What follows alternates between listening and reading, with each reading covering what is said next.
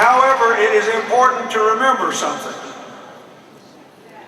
When we win, people vote for us because they expect us to stand and deliver. You know, the Republicans don't really know what to do. That's why you got all these screaming matches at these town hall meetings. They're just sitting around hoping the president will fail. They're sitting around here hoping they can spook the Congress.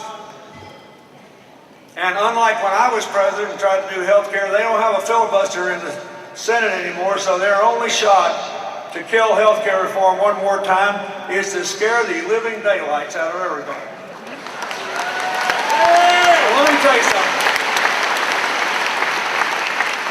In March, April, and May of last year, I had the honor to visit 300 separate American communities when I was out trying to help Hillary. Most of them were really small. I must have done 500 or 600 meetings, but I was in 300 separate towns. I never had the first person come up to me and say, I don't want the government messing with my Medicare. Or you're rationing care. I was in Indiana one night in a little town, and a woman was there with a child that obviously had one of a number of congenital brain problems which develop in children usually in their first year of life when, for reasons no one quite understands, the brain just loses all contact with the eyes and the senses and the ears. And this child, about 12 by then, was strapped into a very large pram-like thing. And after the meeting, gasoline was still real high then. I went down, I was shaking hands, and this lady had tears in her eyes. And she said, I'm here because of energy and health care. She said, my husband and I had a good independent trucking business. I could tell she voted for President Bush. I could tell. She was a Republican. We were in a Republican area of Indiana. She said, we had a nice independent trucking business. We made a good living. I did the books. We could afford health care. We could take care of our son.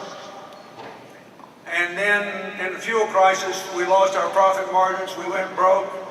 And he had to go to work as a contract truck driver. That's why he's not here tonight. He's going to be driving all night. And obviously our employer, under the current circumstances, cannot afford to pay for health insurance for our son. So what are we supposed to do? Should he quit work and have us go on welfare so our son can live, even though we'll barely have enough to eat? Or should we just maintain a decent lifestyle and know that our son's going to die pretty soon? She said, that's not America. I was in Virginia. We met a woman who became a good friend of ours, and she worked in Hillary's campaign, later went to work full-time as a volunteer for President Obama in the general election. This lady came up to me with her husband and the oldest of her 3 children. She was a lovely person. Her husband was the nicest fellow you'd ever want to meet. But she was crying. She said, I want you to know something. She said, see, there's my son over there. He's severely autistic. By the way, I never went to a single meeting that I didn't meet somebody who had a family member dealing with autism. She said, now our twins are 2.5. Here they are. Both our husband and I have that gene that makes our children at high risk of mental retardation. Both of our children suffer from it, and one of them has half a heart. I just took him to the dentist today. So she said, my accountant husband, nobody would insure us. But because he's frugal, we saved some money, so he just quit working so I could qualify for public assistance to keep our kids alive. And then when we ran out of money, because he was an accountant, he could start taking piecework. But he's scrupulously honest. He keeps a record of every last nickel he earns, and he says, next week we're going to earn too much money for me to keep this Medicaid. She said, what are we supposed to do? Have the oldest child and the twin that doesn't have half a heart eat and let the other one die? Or keep our kids with health care and not have enough to feed them? Now that is the reality. Don't you let anybody tell you President Obama wants to ration health care. We are rationing health care in America today in a cruel and mean-spirited way.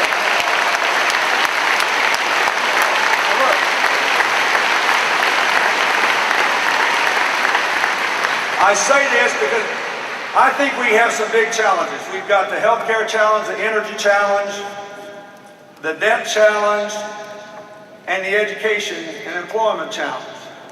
And I just want to say something very briefly about them. First, I don't think all these people are coming to these town meetings raising cane with the congressman in bad faith. I think they've had the daylight scared out of them. And I get it. But let's just start with a few basic facts I want you to share with your friends and neighbors. First of all, we pay 16.5% of our income on health care, and nobody else pays more than 10.5%. That's between $800 and $900 billion a year we're paying that we would not pay if we had any other country's health systems, including Germany and Switzerland, which don't have publicly funded health care in the way that we're being accused of. Second, so we're paying more, $800 or $900 billion. That could be going into education, it could be going into jobs, it could be going into clean energy, it could be going into covering the uninsured. Second thing I want to say is, we only cover 84% of our people, and everybody else covers 100%. And that's one reason we spend too much, because the people without coverage, they get health care when they're too sick and too expensive to care for, and they show up at the most expensive place imaginable, the emergency room, and then you pay for it in your health care premium. So, the third thing I want to say is that in the last evaluation of the overall quality of health care of advanced countries in the world, we ranked something like 35th. So it isn't like, now we're better than a lot of people in some things. We do well in early diagnosis and treatment of cancer. If you need a heart bypass, here I am, Exhibit A, we're really good at that. And we shouldn't minimize that. But to pretend that we are getting something for this $800 or $900 billion that we got to hold on to with all our might, and that the Congress is somehow in some maniacal grab is just nuts. It's not true. The other thing I want to say is this, and I know this from my personal experience. I don't blame the Congressional Budget Office or the Office of Management Budget for talking about how much this is going to cost to insure everybody. But let me remind you of something. When I was president in the Balanced Budget Act of 1997, I got the Republicans to agree to some changes in Medicare and Medicaid that would not undermine the quality of the program. And the savings in 1998 were 50% greater than the Congressional Budget Office said they'd be. And in 1999, they were 113% greater than they said they would be. Don't let anybody tell you we can't save money without hurting the quality of health care. We can save a lot of money.